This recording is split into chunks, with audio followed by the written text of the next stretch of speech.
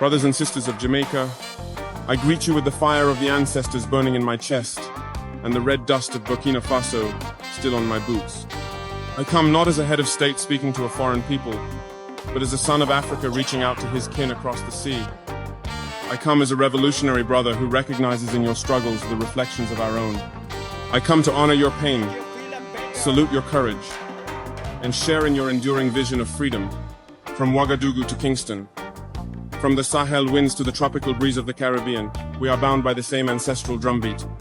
We are the children of ancient civilizations disrupted by conquest, torn by slavery, and tested by imperial deception. Yet we are also the descendants of those who never bowed, the Maroons who defied empire, the Burkina who rose with Sankara, the freedom fighters whose spirits still roam our hills, mountains, and deserts. Our story is not one of defeat, it is one of unbroken resistance. Jamaica, you are not small. You are mighty in memory, in rhythm, in soul. You are the flame that has kept burning in the night of oppression. You are the defiance of Queen Nanny, the vision of Marcus Garvey, the revolution of sound that came from Peter Tosh and Bob Marley. Your island is not isolated, it is a beacon, a fortress of the African spirit in the Atlantic. When I listen to Bob Marley, I do not hear entertainment, I hear sacred instruction. Emancipate yourselves from mental slavery.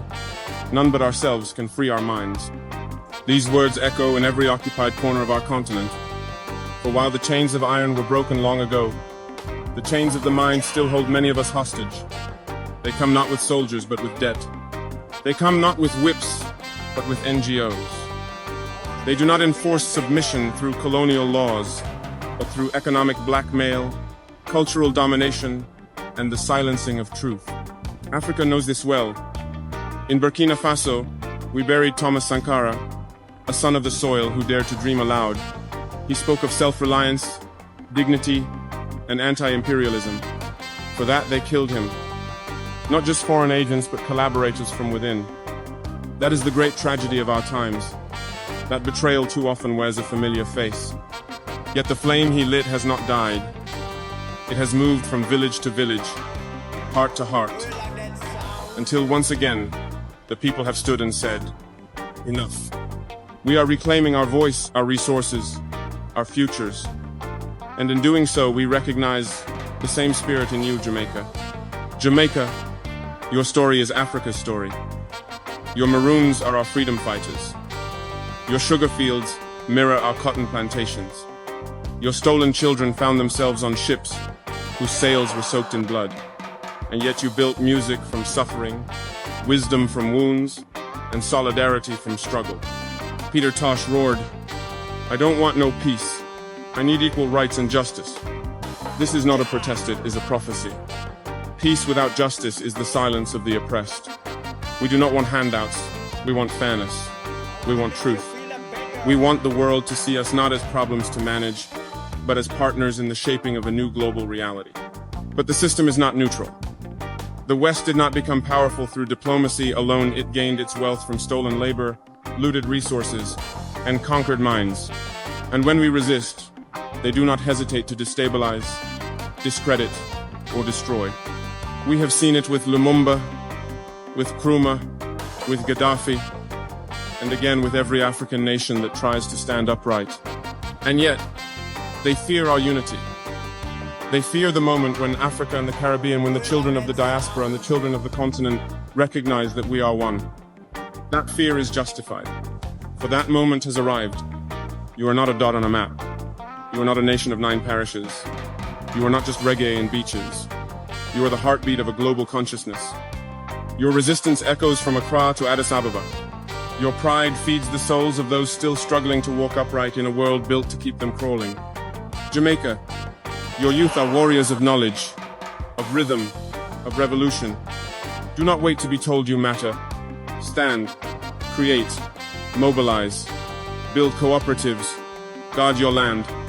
Teach your children the stories not found in colonial textbooks. Let them know their lineage is not one of shame, but of unmatched strength. To the elders, we thank you. Your memory is sacred. You who remember when resistance had a cost, when black skin was a target, when black thought was a threat, you are the living libraries of our struggle. Your wisdom is our blueprint. Tell us the names they tried to erase. Sing the songs they feared. Carry the flames they tried to extinguish. To the leaders I offer a challenge. Be not middlemen for empire. Be not brokers of foreign interest.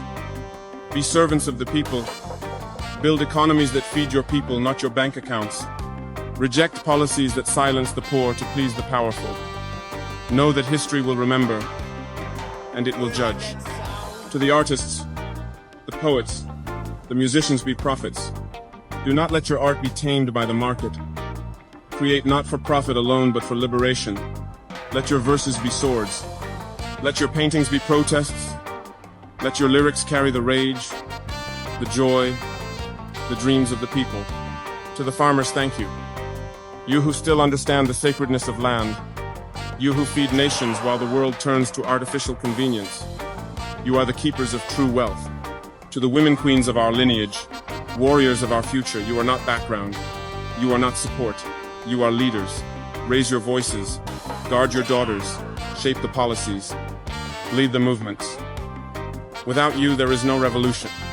Let us build a new axis not of exploitation, but of solidarity. Let our trade routes carry cassava and yam, not cocaine and guns. Let our classrooms teach African literature and Caribbean poetry. Let our children know that they are heirs not to trauma but to greatness. Let us declare an end to being laboratories for foreign experiments. Let us fund our own research, heal our own wounds, tell our own stories, trust our own instincts, celebrate our own holidays, honor our own gods. Let us imagine the future. A Jamaica with food sovereignty, universal education, and dignified housing. A Burkina Faso with clean water, just laws, and strong institutions. A global black community that does not beg but builds.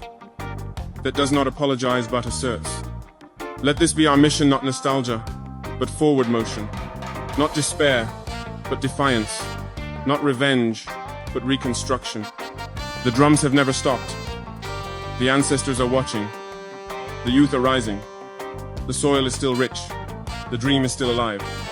One Africa. One Caribbean. One struggle. One destiny. Thank you.